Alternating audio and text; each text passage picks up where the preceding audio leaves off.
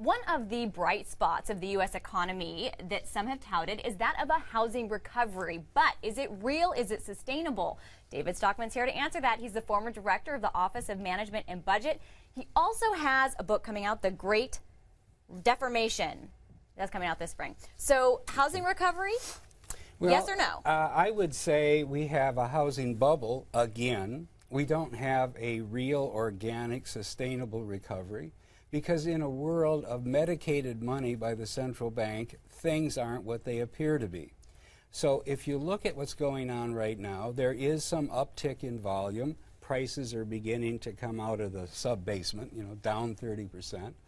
But it's happening in the most speculative former subprime markets where massive amounts of fast money is rolling in to buy to rent on a speculative basis for a quick trade, and as soon as they conclude that prices have moved enough to produce a return, they'll be gone as fast as they came. In other words, Blackstone now owns 16,000 rental, and these are not apartment buildings, these are single-family homes in Scottsdale, Arizona, and places like that. Colony Capital, the dentists, the doctors, the Chinese, they're all coming in. But this isn't organic demand that's going to support a true recovery of housing. The problem in housing is the two forces you need to recover. First-time buyers and trade-up buyers are both missing.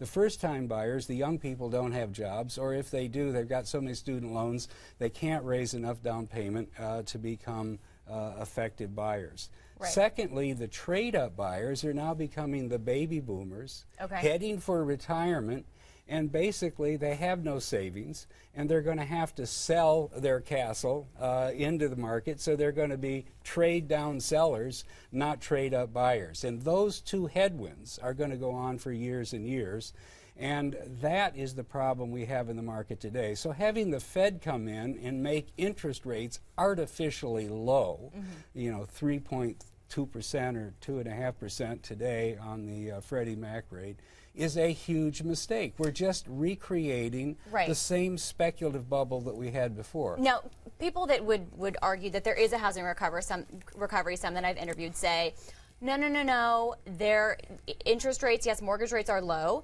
but lending standards have recovered. They're not ridiculous like they were during the housing bubble before 2008, where you could fog a mirror and get a loan. What do you say to that? Well, I say, first of all, if you look at the markets that have really bounced, like Phoenix or Las Vegas or parts of California, 50% of the buyers are cash buyers who are basically buying to speculate and rent. They're not people buying to move in and live, so they're not real homeowners. So what is the problem with that? If they are investors, and it does prove to be a good investment, and they're renting those homes, how do we know that'll go sour? Because all bubbles go sour.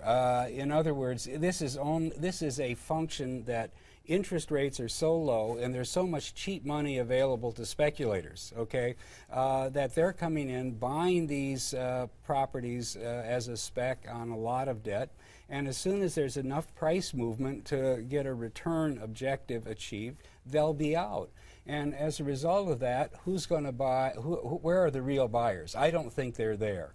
And so it is always wrong to mislead markets with cheap money and low interest rates because it basically fuels speculation. This is just a little more sophisticated form of what the flippers and other speculators were doing in the last bubble. I would just say this is housing bubble too. If this is a bubble, what will be the catalyst to burst it, and how far down the line will it be? Will it be when rates go up? Yeah, as soon as the Fed has to normalize interest rates. You can't have zero rates forever. As soon as they do, what's going to happen is housing prices are going to stop appreciating. They'll probably head down. The fast money will sell as quickly as they can, and the bubble will pop almost as rapidly as it's appeared.